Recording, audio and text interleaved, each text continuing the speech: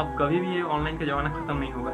लेकिन वही ऑनलाइन में है कि आप कहीं भी वो फ़ोन खोले पढ़िए, और सर बोले बेटा पढ़ लो ना, बेटा पढ़ लो ना, आप गए पॉज किए सर को, मोबाइल को फेंक दिए बिछावन। ऑनलाइन वर्सेज ऑफलाइन हमेशा से भाई ये हर इंसान के दिमाग में बात चलते आ रहा है कि भाई ऑनलाइन ले कोचिंग या ऑफलाइन ले, क्योंकि यार ऑनलाइन और ऑफलाइन का हमेशा से अभी झगड़ा हो गया, खास करके 2020 के बाद, यानी जब से कोरोना आया उसके बाद से ऑनलाइन बहुत ज़्यादा ऊपर पहुंच गया है। पहले ऑफलाइन था, जब भी किसी को तैयारी नीट या जेईई का करना होता था सब लोग ऑफलाइन जाता था और मेनली कोटा भागता था, क्योंकि भाई कोई अलग सुविधा ही नहीं था। लेकिन 2020 के बाद जो ऑनलाइन ने भाई रफ्तार पकड़ी है भाई, वो तो थ्रू आउट द लाइफ चलने वाला है। अब कभी भी ये ऑनलाइन का ज़माना खत्म नहीं होगा, क्योंकि भाई दिन प्रतिदिन टेक्नोलॉजी बढ़ रहा है, ऑनलाइन का ज़माना बढ़ते जा रहा है। लेकिन हर इंसान के बारे में, हर नीट और जेईई की तैयारी करने वाले लोगों के दिल में सवाल आता था, यूपीएससी करने वाले लोगों के भी। एक भैया हमसे मिले थे तो हमसे कह रहे थे भाई कि यूपीएससी की तैयारी के लिए ऑनलाइन बेटर रहेगा कि ऑफलाइन, क्योंकि ऑफलाइन में हम लोग जाते हैं तो 1,80,000 2 लाख कम से कम देना पड़ता है। ऑनलाइन में भाई 4-5 हज़ार में ही मिल जाता है, क्योंकि खान सर का अगर आप देखोगे, खान सर जानते ही होंगे, काफ़ी फेमस टीचर है, उनका तो काफ़ी सस्ता में मिल जाता है। या फिर और भी बहुत सारे टीचर जो अच्छा पढ़ाते हैं और बहुत कम दामों में पढ़ा देते हैं। अनअकैडमी का भी आपको 30,000 में मिल जाता है।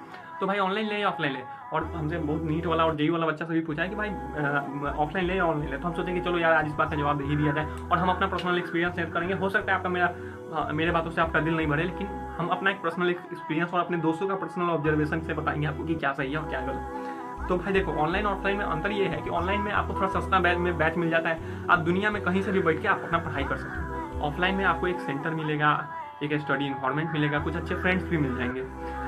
लेकिन वो है कि भाई थोड़ा सा कॉस्टली हो जाता है, और थोड़ा सा क्या कहते हैं, मतलब थोड़ा आपको आने जाने की प्रॉब्लम हो जाती है, क्योंकि अगर आप दिल्ली में हो तो दिल्ली में पढ़ते हैं, आप मुंबई में मान लो अगर कोई फैमिली फंक्शन है तो आप मुंबई में आ गए तो आप फिर पढ़ नहीं पाओगे ना, तो आपको मतलब ये प्रॉब्लम हो जाएगा, तो आप भाई फिर पढ़ नहीं पाओगे।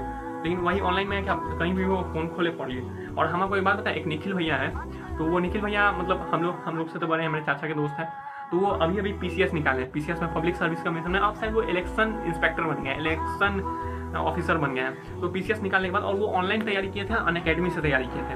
अभी उनको ऑफर मिला है कि हम आपको 1 लाख महीना देंगे, आप मेरे सेंटर पे आके बस 1 घंटा टाइम देना है, हफ्ता में 3 दिन क्लास कर दीजिएगा, आपको महीना का 1 लाख रुपये मिल जाएगा। तो पैसा बहुत है भाई, अगर आप पढ़ लेते हो, नॉलेज यहाँ पे स्टोर कर लेते हो, पैसा बहुत है।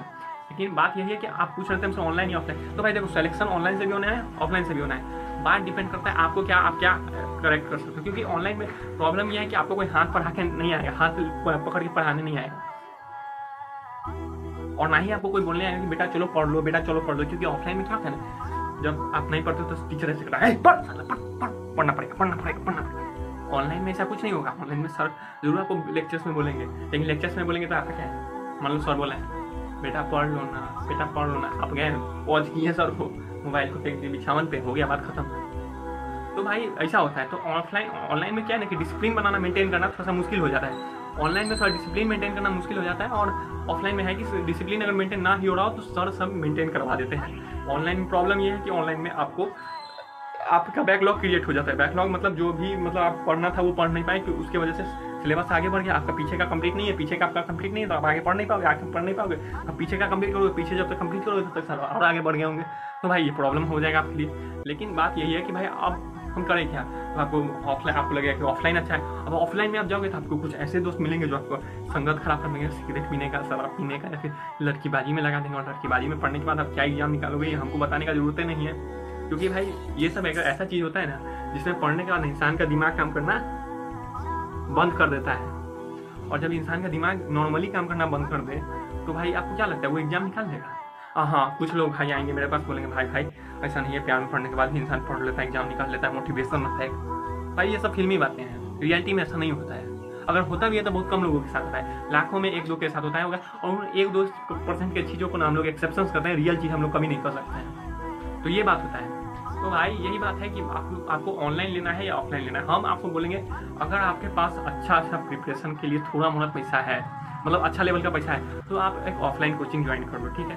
अगर ऑफलाइन नहीं कर सकते, आपके पास पैसा अच्छा खासा नहीं है, तो आप एक काम करो, आप ऑनलाइन ले लो, ठीक है, और साथ में एक लाइब्रेरी का ले लो।